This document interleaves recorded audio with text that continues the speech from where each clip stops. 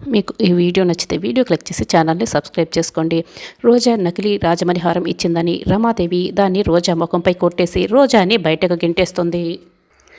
దానికి రోజా రమాదేవి నాతో పెట్టుకుంటున్నావు అని నేను అస్సలు వదిలిపెట్టను, చూస్తూ ఉండు రమాదేవి అని మనసులో అనుకుంటుంది.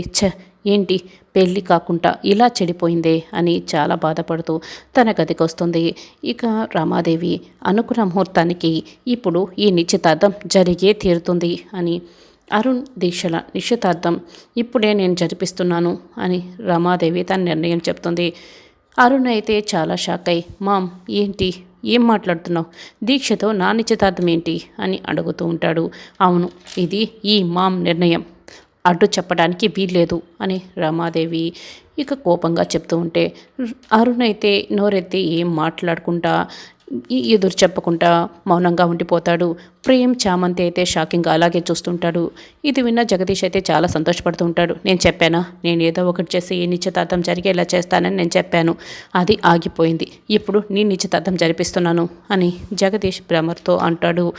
దీక్ష ఇప్పుడు నీకు సంతోషమే కదా అని అంటూ ఉంటే, అరుణ్ రా వచ్చి దీక్ష పక్కన నిలబడు, వీళ్ళ నిశ్చితార్థ ముహూర్తం శుభగడియల్లోనే జరిపించేయండి అని రమాదేవి అంటుంది.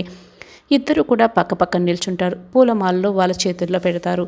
ఒకరి మెడలో ఒకరు పూలమాలలో వేసుకోండి అని చెప్తూ ఉంటే, అరుణ్ దీక్ష మెడలో, దీక్ష అరుణ్ మెడలో పూలమాలలో వేస్తూ ఉంటారు. అలా నిశ్చితార్థం అయితే పూర్తవుతుంది. చామంతి ఇదంతా చూసి ఇప్పుడు ఇక్కడ నిశ్చితార్థం పూర్తయిపోయిందన్న విషయం అక్కకి తెలిస్తే అక్క తట్టుకోగలదా అని అనుకుంటుంది. ఇక ఇంటి దగ్గర రోజా అయితే ఫోన్లో మాట్లాడుతూ ఉంటుంది.